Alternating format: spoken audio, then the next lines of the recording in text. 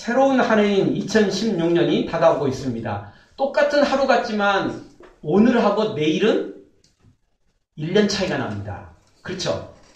그러니까 어제하고 오늘은 하루 차이에 불과하지만 그리고 오늘하고 또 내일도 실제적으로는 하루 차이에 24시간에 불과하지만 현실적으로는 1년 차이가 납니다. 똑같은 시간인데 완전히 다르죠. 그리고 이 시간도 똑같습니다.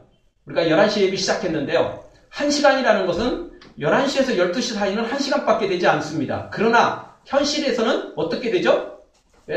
완전히 달라지는 거죠. 똑같은 1시간 같지만 실제로는 1년이 되는 것입니다. 완전히 달라지는 것입니다. 이게 아마 재림할 때도 똑같을 것 같습니다. 재림의 시간도 재림하는 그 예수님이 재림하는 그 순간 똑같은 시간 같지만 절대 똑같지 않습니다. 왜냐하면 지금은 회개할 수 있고 구원받을 시간이지만 예수님이 재림하는 그 순간은 회개하고 싶어도 회개할 수 없고 예수님을 믿고 싶어도 믿을 수가 없기 때문에 그렇습니다. 그래서 똑같은 시간이 아니에요. 그때는 이미 결정 나버리는 시간인 것입니다. 마치 지금 1시간은 우리가 그 앞부분의 1시간과 다른 1년의 차이가 나버리는 것처럼 그 시간도 똑같아질 것입니다. 사랑하는 성도 여러분, 우리가 기회가 주어졌을 때 절대 놓치지 말고 그게 어떨 때는 1시간짜리도 있고 하루짜리도 있지만 그게 잘못하면 1년짜리가 돼버릴 수도 있다는 사실 우리가 기억하면서 주어진 기회에 그 기회를 잘 살려서 하나님 앞에 믿음으로 세워지는 여러분들 되어지기를 주의 이름으로 축원합니다. 오늘 성경은 요셉이 수없는 고난을 딛고 총리가 되는 내용입니다. 그래서 오늘 우리가 이 말씀을 통해서 우리가 이 다스리는 복을 받으라 그런 제목으로 함께 말씀을 나누기를 원합니다. 2016년 표어입니다. 함께 한번 같이 따라서 한번 하겠습니다. 다스리는 복을 받으라. 다스리는 복을 받으라. 다스리는 복을 받자. 다스리는 복을 받자. 우리도 요셉처럼 41절에 있는 요셉처럼 애굽 전국을 다스리는 요셉처럼 우리도 세상을 다스리고 모든 것을 다스리는 그런 복을 받아 누리는 2016년 한 해가 되어지는 은혜가 있기를 주의 이름으로 축원합니다. 사실 우리는 잘 알지 못하지만 이미 이런 능력과 권세를 이미 가지고 있다라고 봐야 됩니다. 고린도전서 6장 2절 성도가 세상을 판단할 것을 너희가 알지 못하느냐. 세상도 너희에게 판단을 받겠거든 지극히 작은 일 판단하기를 감당치 못하겠느냐. 우리가 세상을 판단하는 사람이라는 것입니다. 물론 우리는 대통령도 아니에요. 국회의원도 아닙니다. 구청도 아니고 구청장도 아니고요. 동장도 아닙니다. 그래서 우리에게 다스릴 힘이 없는 것 같죠? 그러나 그렇지 않습니다. 우리에게는 놀라운 영적인 권세가 있다는 것입니다. 그래서 사실을 알고 보면 세상을 다스리는 권능이 우리에게 있다는 것입니다. 겉으로는 없는 것 같지만 실제적으로 있다는 것입니다. 진짜 뒤에 실세가 누구냐? 바로 우리라는 것입니다. 물론 우리 자신에게 있는 건 아닙니다. 하나님이 진짜 역사의 주관자시니까 역사를 주관하시는 왕이시니까 그 하나님을 따른 우리들도 그럴 능력을 갖고 있다는 겁니다. 왜냐하면 우리의 기도가 하나님의 보호자를 움직일 수 있기 때문에 그렇습니다. 그래서 고린도서 6장 3절 우리가 천사를 판단할 것을 너희가 알지 못하느냐 그러하거든 하물며 세상 일이랴. 우리가 천국에 가면요 천사도 우리가 판단하게 됩니다. 지금이야 우리가 천사에게 판단을 받죠. 우리가 죄인이라 약해서. 그런데 우리가 천국에 가면요 천사도 우리가 판단을 하게 됩니다. 그럴 만큼 우리의 신분이 대단한 신분입니다. 천사는 하늘의 일꾼에 불과하지만 우리는 천국의 어떤 사람입니까? 상속자입니다. 하나님의 아들이요 딸이거든요. 하나님의 자녀니까 우리는 상속자가 되는 겁니다. 천사가 감히 우리 앞에 함부로 할 수 없어요. 고개 들기도 쉽지 않다고요. 그만큼 우리의 신분이 대단한 신분이라는 것입니다. 그런데 이 세상에도 마찬가지입니다. 마가복음 16장 17절 18절 믿는 자들에게는 이런 표적이 따르려니 곧 저희가 내 이름으로 귀신을 쫓아내며 새 방언을 말하며 뱀을 집으며 무슨 독을 마실지라도 해를 받지 아니하며 병든 사람에게 손을 얹은 즉 나으리라 하시더라. 우리에게 이런 능력이 주어져 있다는 것입니다. 그래서 우리가 세상의 권력을 가진 건 아니지만 분명한 건 우리가 실세인데 귀신을 쫓아내고 저주를 물리치고 사탄을 물리치는 권능이 우리에게 있다는 것입니다. 알고 보면 진짜 실세 중에 실세가 바로 믿는 사람이었다는 것입니다. 근데 교회 다니는 사람이 다 실세는 아니고 믿음이 좋은 사람이어야 됩니다. 요셉처럼 믿음 있는 사람만이 다스리는 복을 받게 되는 거죠. 그래서 우리들도 이 요셉과 같은 이 복을 오늘 이 시간 우리가 누리기를 원합니다. 요셉처럼 애굽과 그 근방을 다스리며 죽어가는 영혼을 살려낸 것처럼 우리도 세상을 판단하고 다스리는 그런 권능을 받아야 된다는 것입니다. 겉으로만 그런 것이 아니라 실제로 그렇게 권능을 갖도록 말입니다. 그래서 죄악과 저주, 사탄을 물리치고 선과 의와 구원을 세상에 전해주면서 하나님의 다스림을 받도록 만들어야만 되는 것입니다. 사랑하는 성도 여러분, 2016년 새해엔 요셉처럼 세상을 다스리고 죽어가는 영혼과 세상을 살려내는 하나님의 사람들로 세워지기를 주의 이름으로 축원합니다. 그러면 구체적으로 요셉이 받은 복이 뭐죠? 40절, 41절에 보니까 요셉이 애굽 전체를 다스리는 복을 받습니다. 애굽 전체를 다스려요. 여기서 말하는 애굽은 엄청난 나라였습니다. 지금 미국 그거보다 훨씬 더 강력한 나라였습니다. 미국도 대단한 나라죠. 그렇지만 UAE라는 연합체가 있기 때문에 미국이 2표를 갖거나 3표를 가질 수는 없습니다. 조금 힘이 센 건 사실이지만 영향력을 많이 끼치지만 그렇다고 유엔에서 투표를 할 때 3표, 4표를 가진 건 아니라고요.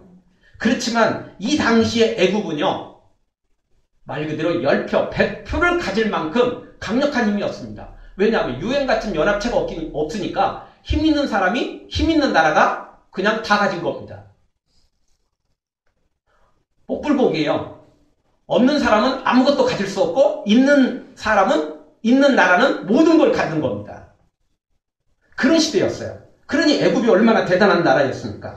그런 나라에 요셉이 총리가 됐다는 것입니다. 왕은 아니에요. 근데 왕보다 더 힘이 세요. 왕보다 더 능력이 있어요. 왕도 요셉 앞에 지위만 높을 뿐이지 신분만 높을 뿐이지 요셉의 말을 다 들어야 돼요. 요셉의 말대로 그대로 다 행해야 돼요. 내가 왕인데 함부로 할 수 없을 정도예요. 왜냐하면 요셉이 아니면 다 죽을 판국이거든요. 여러분, 죽는데 왕이면 뭔 소용이 있겠어요? 내일 모레 죽어가는데 오늘 대통령 하면 뭐 하겠어요? 소용없는 일 아니에요? 대통령 안 해도 죽으니까 내일까지 잘 사는 게 낫지 않겠어요? 오늘 대통령하고 내일 죽으면 뭔 소용이 있겠냐고요. 아무 소용없는 거거든요. 요셉이 이렇게 애국과 이 전 중동 지방을 전체를 다스리는 엄청난 권력을 소유하게 됩니다. 언제든지 잘릴 수 있는 그런 이태로운 자리가 아니었어요. 견고한 자리였습니다. 왜냐하면 왕도 함부로 할 수 없는 자리였기 때문에 하나님이 요셉과 함께 했고 하나님이 요셉을 붙잡아 주셨기 때문에 함부로 할 수 없었던 것입니다. 그런데 알고 보면 그동안 요셉이 노예 생활을 하고 감옥 생활을 하는 힘든 기간에도 요셉은 이미 다스리는 사람이었어요. 겉으로는 다스리지 않았어요. 지금에야 애굽의 총리가 됐고 애굽을 다스리는 거지만 실제로는 노예 생활할 때도 보디발의 집을 다스리고 있었어요. 보디발이 요셉에게 모든 걸 맡길 정도였어요. 감옥에 들어갔을 때도 똑같아요. 신분은 죄수지만 실제로는 감옥 전체를 다스리고 있었어요. 그리고 그 감옥에 들어왔던 두 관원장조차도 요셉에게 무릎을 꿇고 꿈 이야기를 하면서 제발 좀 알려달라고 사정을 하죠. 그리고 이제는 나라까지 전부 바로까지 다스리는 능력을 여기 갖게 됩니다. 그러니까 사실 알고 보면 요셉은 이미 노예 생활하고 죄수 생활, 감옥 생활 할 때도 이미 다스리고 있었어요. 그 다스림이 지금 점점 커져서 한 집안에서 감옥에서 이제는 한 나라까지 다스리게 되었던 것입니다. 따라서 오늘 또 우리가 지금 대단한 것 같지 않지만 시작은 미약한 것 같지만 나중에는 힘이 창대해지는 능력이 우리에게 있다는 것입니다. 지금은 겨자씨처럼 작을지 모르지만 겨자씨는 우리나라 깨알보다도 더 작은 겁니다. 그런데 그게 크면요 나무가 돼버립니다. 새들이 깃들일 만큼 큰 엄청난 나무는 아니지만 그래도 상당한 나무가 되는 거죠. 우리도 그와 같다는 것입니다. 지금은 작은 것 같죠? 미약한 것 같죠? 지금은 별 볼 일 없는 것 같습니다. 남이 보기에도 그렇고 내가 보기에도 별 볼 일 없는 것 같습니다. 그러나 이미 말씀드렸던 것처럼 우리는 하나님의 상속자고 우리는 하나님의 아들, 딸이고 그래서 세상을 다스리고 죄를 다스리고 사탄을 다스리고 질병도 다스리고 천국에 가서는 천사도 다스리고 모든 것을 다스리게 되더라는 것입니다. 그래서 우리는 갈수록 더 커져가는 사람입니다. 내 믿음만 작아지지 않으면 내가 예수님에게서 떠나지만 않으면 그렇게 된다는 것입니다. 사랑하는 성도 여러분, 요셉처럼 어느 곳에 있든 영육간에 모든 것을 다스리는 하나님의 사람들로 세워지기를 주의 이름으로 축원합니다. 또 42절, 43절 보니까 요셉은 왕의 인장과 또 옷을 입고 수레를 타는 명예의 복까지 다 누리게 됩니다. 바로가 가지고 있던 인장, 바로가 입었던 옷, 바로가 탔던 수레, 이 모든 것을 타고 이제 만천에 알리게 됩니다. 이미 말씀드렸던 것처럼 요셉은 보디발의 집에 있을 때, 노예로 있을 때도 또 왕의 감옥에 있을 때도 사실은 다스리고 있었어요. 작은 것 같았지만 아무것도 아닌 것 같았지만 실제로는 다스리고 있었어요. 보디발이 죽일 수 없고 왕의 감옥에 갇혔다고 평생을 거기서 썩어야 되는, 보통은 다 그래야 되는데 요셉은 그렇지 않게 되는 거죠. 이미 하나님이 요셉과 함께 했고 그리고 실제로는 그는 힘든 시간을 거쳤지만 그러나 그는 사실은 능력 있는 삶을 살고 있었던 것입니다. 사랑하는 성도 여러분, 비록 고난이 있어도 결국에 요셉처럼 이렇게 명예까지 얻고 하나님의 이름을 드러내는 이 놀라운 복을 받아 누리는 여러분들 되어지길 주의 이름으로 축원합니다. 또 요셉이 받은 복은 무엇입니까? 45절에 보니까 결혼의 복을 받습니다. 안식처를 갖게 됩니다. 사실 요셉은 가나안 땅에 있을 때도 아버지 집에 있을 때도 진짜 안식처는 아니었습니다. 왜냐하면 요셉은 어렸을 때 어머니를 떠나보냈습니다. 아버지하고 형들하고 같이 사는데 아버지는 요셉을 너무너무 사랑했지만 형들은 어떻게 했죠? 요셉을 못 죽여서 안달이었습니다. 가족인데 사실은 원수지간이었습니다. 그러다가 결국 요셉이 들판에 나갔을 때 요셉을 죽이려다가 노예로 팔아버리잖아요. 형제가 아니었어요. 원수지간이었어요. 그러니까 요셉은 집에 있을 때도 아버지의 사랑은 받았지만 실제로는 형제 간의 그 반목 때문에 원수 같은 그런 삶을 살았기 때문에 참된 안식처의 삶을 살지 못했어요. 엄마의 사랑도 어렸을 때 조금 받고는 못 받아버렸거든요. 너무 어렸을 때 엄마를 보냈어요. 그 요셉은 사실 인간적으로 보면 너무 불행한 삶을 살았어요. 엄마 일지경이었죠. 아빠의 사랑은 받았지만 형들이 요셉을 못 살게 굴었죠. 그리고는 형들에 의해서 결국 노예로 팔리게 되고 이런 참 불행한 삶을 살게 됩니다. 그런데 오늘 45절에 보니까 드디어 가정을 갖게 됩니다. 가정을 갖게 되죠. 그런데 이 가정이 단순히 가정이 아니었어요. 그냥 때 되니까 결혼한 게 아니었어요. 요셉에겐 이것이 진짜 안식처였어요. 진짜 가정다운 가정을 이제 갖게 된 거죠. 생각해 보십시오. 지금 애굽에서 최고의 신랑감이 누구겠습니까? 두말하면 잔소리죠. 요셉이에요. 신랑감이 문제가 아니라 최고로 뛰어난 사람이 누구죠? 요셉이에요. 최고의 실력자가 누구죠? 요셉이에요. 최고로 존경받고 최고로 두려움의 대상이 되는 사람도 누구죠? 요셉이에요. 지금 요셉이 대세예요. 요셉을 빼놓고 아무것도 이야기할 수 없는 상황이 된 거죠. 그러나 생각해 보십시오. 사람이요. 아무리 출세하고 아무리 부자가 되고 아무리 별스럽게 이름을 날려도요. 가정이 행복하지 않으면 가정에서 평안을 누리고 안식을 누리지 못한다면 그 사람은 불행한 사람입니다. 이런 사람을 가리켜서 빛 좋은 개살구라고 하는 겁니다. 겉모양은 대단하죠.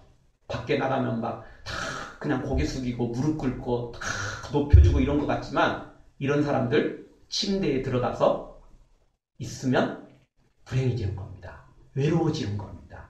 남들 앞에서는 뭐가 힘들지 모르지만 이불 속에 들어가서 눈물 훔치게 되는 겁니다. 외로워서 울게 됩니다. 그러다가 또 아침 일어나면 밖에 나와서 또 큰소리 뻥뻥 치겠죠. 그러나 그것은 너무 외로우니까, 너무 불행하니까 또 큰소리 치는 거예요. 그 밤에 또 하루를 끝나고 집에 들어가서 이불 뒤집어 쓰고 우는 겁니다. 외로워서 울고, 괴로워서 울고, 슬퍼서 울고, 울게 되는 거라고요.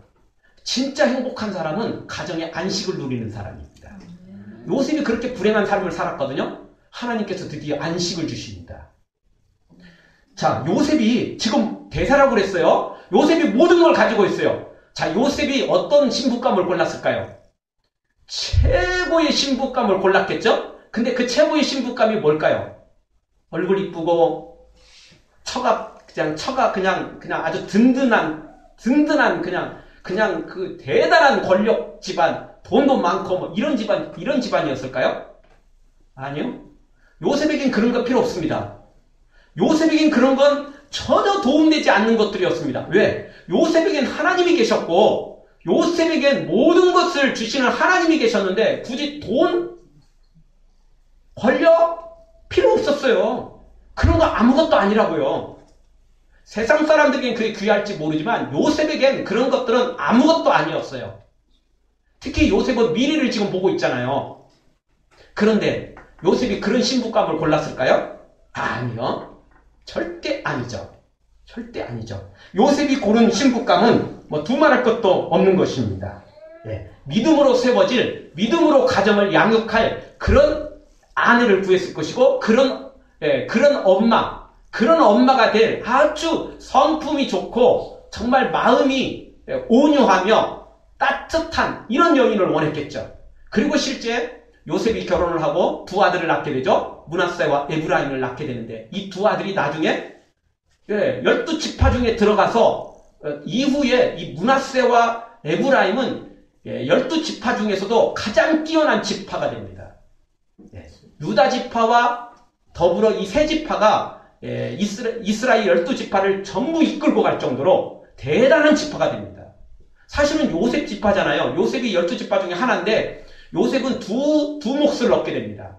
그래서 므낫세와 에브라임이 동시에 한 지파씩 들어가는데도 불구하고 다른 지파에 떨어지질 않아요. 대단한 지파가 됩니다. 여러분, 이런 지파가 되도록 만든 것은 요셉의 믿음이기도 하겠지만 누구의 믿음일까요? 두말할 것도 없이 여기서 결혼을 하는 바로 요셉의 아내였겠죠. 요셉의 아내였겠죠. 특히 이스라엘은 다른 나라하고 좀 다릅니다. 다른 모든 나라들은 남자가 그 나라 백성이어야 보통, 뭐 요즘에는 뭐 꼭 그런 것도 아니지만 보통은 남자의 그 국적을 따라가게 되죠. 대부분 그렇지 않습니까? 그런데 이스라엘은 다릅니다. 이스라엘은 아무리 남자가 유대인이어도 유대인으로 인정하지 않습니다. 누가 유대인이야 유대인으로 인정하냐면 엄마가 유대인이어야만 인정합니다. 왜냐하면요, 자녀를 양육하는 것은 실제로 엄마이기 때문에 그렇습니다. 아빠는 돈 벌고 대적으로 활동을 많이 하고 실제로 엄마가 밥 먹이고 뭐 정말 뭐 사소한 것까지 다 하잖아요. 엄마가 집에 있잖아요. 그러니까 요즘 시대는 뭐 엄마도 막 그냥 밖에 나가서 일하고 뭐 이러지만 옛날에는 그게 아니었잖아요. 엄마가 하루 종일 얘하고 붙어 있는 거예요. 옛날에는 어린이집도 없었어요.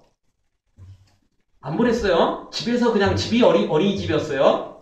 엄마가 선생님이고 엄마가 모든 걸 다 하는 거예요.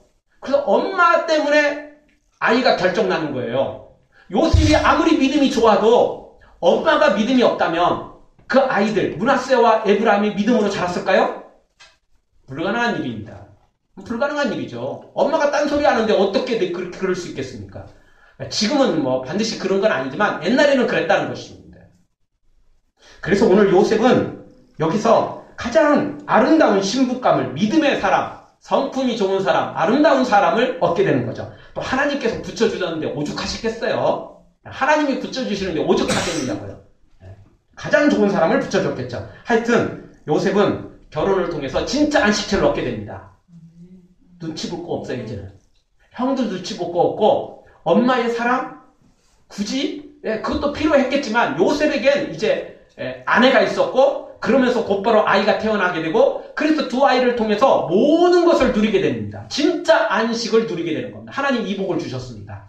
바라기는 2016년에 여러분도 요셉처럼 나라를 다스리게 되고, 요셉처럼 명예를 얻게 되고, 요셉처럼 가정에서 참된 안식까지, 행복까지 누리는 귀한 은혜가, 복이 임하기를 주의 이름으로 축원합니다. 자, 그러면 요셉이 어떻게 해서 이런 복을 받아 누리게 될까요? 나라를 다스리게 되고, 명예를 누리게 되고, 참된 안식까지 누리는, 행복한 가정까지 만들어가게 되는 이 복을 어떻게 해서 받아 누리게 됐을까요? 몇 가지 이유가 있습니다. 첫 번째 이유는 고난 속에서도 믿음으로 참고 견디었기 때문에 이 복을 받아 누린 겁니다. 여러분, 요셉은 노예로 팔리고 총리가 될 때까지 13년 동안을 고난 속에서 살았습니다. 1, 2년도 아니에요. 3년도 아니에요. 13년이에요. 10년이면 강산이 변한다는데 13년 동안 노예 생활을 하게 됩니다. 종살이를 하게 되죠. 감옥살이를 하게 되죠. 그리고 나서야 오늘 30살에 총리가 된 겁니다. 지금 총리가 되는 이 나이가 딱 30이었어요. 그가 17살에 노예로 끌려와가지고 그 13년 동안 진짜 죽을 고생을 했어요. 그 13년 동안 믿음으로 참고 견디었기 때문에 이런 영광을, 이런 놀라운 복을 받은 것입니다. 세상은 몰라도요, 하나님에게는 절대 불로소득 없습니다. 하나님에게는 절대 공짜 없습니다. 세상에는 공짜가 있을지 몰라요. 그러나 하나님에겐 절대 공짜 없습니다. 심은 대로 거둡니다. 내가 헌신한 대로 복을 받습니다. 나는 노는데 하나님께서 복 주셨다? 없어요. 내가 놀았는데 복이 임했다? 그는 그거 복이 아니에요. 사탄이 주는 미끼예요. 사탄은 우리에게 공짜로 준다고 말합니다. 근데 실제로 공짜는 아니에요. 사탄은 지금 미끼를 던질 뿐이고 나중에 그거 다 뺏어갑니다. 나중에 100배, 1000배, 10,000배로 이자까지 붙여서 다 뺏어가 버립니다. 세상에는 공짜 없어요, 절대. 사탄은 미끼를 줄 뿐이고 하나님은 절대 없습니다. 다만 하나님이 놀라우신 분은 공짜는 없지만 심기만 하면 30배, 60배, 100배의 복으로 채워주십니다. 절대 1대1로 맡겨만 안 해요. 하나님은 30배, 60배, 100배로 채워주세요. 그러니까 요셉이 13년 동안 엄청난 고생을 했잖아요. 그러니 하나님께서 엄청나게 쏟아부어 주시는 거예요. 그렇게 믿음으로 고생한 사람이니까 그 어려운 중에서도 하나님을 바라봤으니까 하나님이 쏟아부어 주신 것입니다.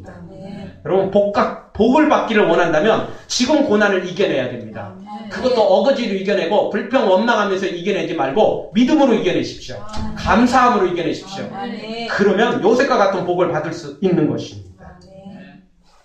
우리가 고난과 환난 중에 진짜 하나님을 만날 수 있기 때문에 그 고난을 통해서 이런 복을 받아 누리게 되는 것입니다. 사랑하는 성도 여러분, 요셉처럼 고난 중에도 믿음으로 하나님과 함께함으로 이런 놀라운 요셉의 복을 받아 누리기를 주의 이름으로 축원합니다. 두 번째 요셉이 이런 복을 받아 누린 비결은 무엇입니까? 38절에 보니까 하나님의 신에 감동되었기 때문에 그렇습니다. 38절을 보십시오. 바로가 그 신하들에게 이르되 이와 같이 하나님의 신이 감동한 사람을 우리가 어찌 얻을 수 있으리요? 요셉은 하나님의 신에 감동된 사람이었습니다.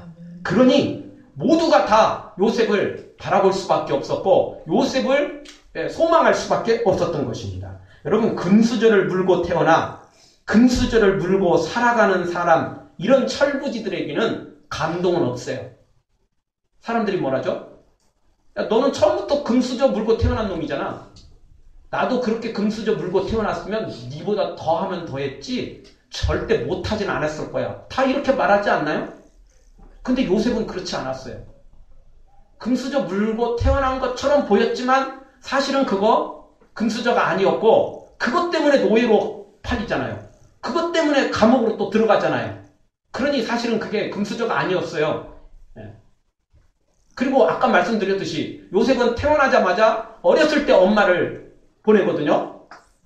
그래서 엄마의 사랑도 못 받았어요. 형들의 사랑도 못 받았어요. 아버지 사랑 받았지만 그거는 사실 알고 보면 빗종은 개살구였어요. 왜냐하면 그것 때문에 형들한테 더 쥐어 터졌거든요. 아빠만 안 보이면 형들이 가만 안 뒀거든요. 요셉은 어린데 뭐 어찌 하겠어요. 형들이 뭐 한둘이라야지 10명이 되는 형을 어떻게 도망갈 수 있겠어요. 어디 가서 숨을 수 있겠어요. 이리 가도 형 저리 가도 형. 이 형 피하면 저 형이 있고 10명을 어떻게 피해 다닐 수 있겠어요. 대한민국처럼 넓은 땅도 아니고 그 좁은 땅덩어리에서 뭐 어디 가서 피할 수 있겠습니까? 숨바꼭질에도 딱 걸리는 거예요. 아무리 머리카락 보일라 꽁꽁 숨어라 해도 다 들키게 돼 있어요. 그러니 요셉은 참 불행한 사람이었죠. 그런 요셉이 금수저 불고 살다가 이렇게 된 게 아니고 노예 생활하다가 감옥에 들어갔다가 이렇게 총리가 됐기 때문에 모두가 다 이 요셉을 대단한 사람으로 여기게 된 것입니다. 금수저 물고 태어나서 금수저 물고 살다가 총리가 됐다면 사람들이 이렇게 감동하지를 않아요. 하나님의 신도 임하지 않았을 것이고요. 요셉이 사실 가나안 땅에 조금 잘 나갈 때도 있었어요. 물론 빚조금 계산구였지만 어쨌든 겉으로는 잘 나갈 때가 있었어요. 왜냐하면 아버지 사람을 다 독차지했거든요. 요즘으로 말하면 요셉이 상속자가 될 수 있었거든요. 모든 재산을 유산을 거의 다 물려받을 수도 있는 그런 상황이었거든요. 그러나 그분은 별것도 아니었죠. 결국은 쫓겨나지 않습니까? 여러분, 하나님의 신에 감동될 때 우리가 하나님의 사람으로 세워질 수 있는 것입니다. 다윗도 아브라함도 모세도 그랬습니다. 그런데 하나님의 신에 감동된 사람은 누구일까요? 아까도 말씀드렸던 것처럼 금수저 물고 태어나서 금수저 물고 살아가는 사람이 하나님의 신에 감동되지 않는 것입니다. 고난을 이겨낸 사람이야말로 하나님의 신에 감동되는 것입니다. 고난은 중에서도 믿음으로 산 사람만이 하나님의 신에 감동되는 것입니다. 아브라함도 고향을 떠나 전혀 새로운 곳에 가나안 땅에 정착하죠. 그러면서 아내도 빼앗겨야만 되는 그런 수모까지 당합니다. 그런 과정을 믿음으로 견디다가 결국 하나님의 신에 감동된 사람이 되고야 말았죠. 모세도 처음에는 금수저 물고 애굽의 이 공주의 아들로 약간의 왕자의 신분으로 살아갔어요. 그때만 해도 금수저 물고 있었던 거죠. 그러나 그거는 잠시 잠깐이었고 어떻게 됩니까? 살인자, 도망자가 되어 미디안 광야로 쫓겨 도망가잖아요. 그 과정을 지나고 드디어 시내산에서 하나님 만나고 난 다음에야 진짜 하나님의 신에 감동된 사람이 된 것입니다. 다 고난을 겪는 거예요. 다윗도 그렇습니다. 참 믿음으로 세워진 것 같았지만 사울 왕에게 다윗도 10년을 넘게 쫓겨다니다가 그리고 나서야 하나님의 진짜 신에 감동된 사람이 되고 그래서 위대한 사람이 된 것입니다. 고난을 지난다고 다 하나님의 신에 감동된 것은 아닙니다. 고난을 지나고 나서도 여전히 하나님을 제대로 만나지 못한 사람들도 많기 때문에 그렇습니다. 가인이 그랬고 에서가 그랬습니다. 사울 왕이 그랬습니다. 거짓 선지자 발람도 그랬습니다. 고난을 지났지만 이들은 하나님을 제대로 만나지 못했습니다. 고난을 지날 때 하나님을 제대로 섬겨야만 하나님의 신에 감동된 사람이 되고 그리고 사람들도 감동하게 되는 것입니다. 시편 46편 1절 하나님은 우리의 피난처시여 힘이시니 환난 중에 만날 큰 도움이시라. 시편 120편 1절 내가 환난 중에 여호와께 부르짖었더니 내게 응답하셨도다. 주님을 이렇게 간절히 찾으면 반드시 응답하게 되어 있는 것입니다. 사랑하는 성도 여러분, 고난 중에 진짜 하나님을 만나서 하나님의 신에 감동된 여러분들 되어져서 요셉처럼 그 놀라운 복을 받아 누리기를 주의 이름으로 축원합니다. 마지막으로 요셉이 이런 복을 받은 것은 무엇 때문입니까? 명철하고 지혜로웠기 때문에 가능했습니다. 39절 요셉에게 이르되 하나님이 이 모든 것을 내게 보이셨으니 너와 같이 명철하고 지혜 있는 자가 없도다. 명철하고 지혜로운 자가 없었습니다. 요셉과 같이 말이에요. 세상 지혜를 가진 사람, 세상 명철을 가진 사람은 있었어요. 여러분 이 당시에 애굽이 어떤 나라였죠? 피라미드를 세울 때였습니다. 지금도 불가사의 중에 하나잖아요. 그 엄청난 지혜를 갖고 있는 과학자들이, 수학자들이 애굽 땅에 있었어요. 그러나 요셉처럼 저주를 은혜로 바꾸고 축복으로 바꾸고 이런 놀라운 기적을 행할 사람은 아무도 없었어요. 피라미드는 세울 수 있었지만 7년 중년을 축복으로 바꿀 수 있는 사람은 아무도 없었어요. 7년 중년이 온다는 사실조차도 모르고 있는 사람들이니까 어떻게 바꿀 수 있었겠어요? 요셉은 그들과 다른 지혜와 명철을 가지고 있었던 거죠. 미래를 꿰뚫어보는 놀라운 능력을 가지고 있었던 겁니다. 여러분 우리도 뭐 점쟁이처럼 미래는 못 봐요. 그래도요 우리 모두는 다 놀라운 미래를 알고 있습니다. 때가 되면 예수님이 재림하실 것이고 때가 되면 이 세상은 다 망할 것이고 때가 되면 천국과 지옥으로 갈리게 될 것이고 예수님을 믿는 사람은 영원한 천국에 들어가게 될 거라는 놀라운 비밀을, 놀라운 미래를 우리는 다 알고 있습니다. 아멘. 그러니 우리도 대단한 사람 중에 한 사람입니다. 아멘. 절대 우리를 약하다고 생각하시면 안 됩니다. 우리는 강한 자입니다. 능력자라는 사실입니다. 아멘. 사랑하는 성도 여러분, 우리도 요셉처럼 이 명철과 지혜를 가져서 위대한 하나님의 사람으로 세워져서 다스리는, 그래서 2016년에 우리도 이렇게 요셉처럼 세상을 다스리고 저주를 다스리고 미래를 다스리고 만왕의 왕이신 우리 하나님, 미래를 주관하시는 우리 하나님 앞에 우리가 기도해서 정말 하늘 보좌를 움직이는 이런 요셉과 같은 능력자 되어지기를 주의 이름으로 축원합니다. 다시 한번 이런 능력 받기 위해서 우리도 요셉처럼 고난을 믿음으로 이겨내시고 하나님의 신에 크게 감동되는 데가 되고 세상의 지혜는, 세상의 명철은 아니라 할지라도 영적 지혜와 명철을 가져서, 지혜를 가져서 사람들이 모르는 것을, 사람들이 모르는 우리의 내세를, 미래를, 완전한 영적 세계를 알고 그것을 취하여 얻는, 그래서 요셉과 같은 능력자 되어지기를 주의 이름으로 축원합니다. 아멘. 기도하겠습니다. 우리 통성으로 한번 기도하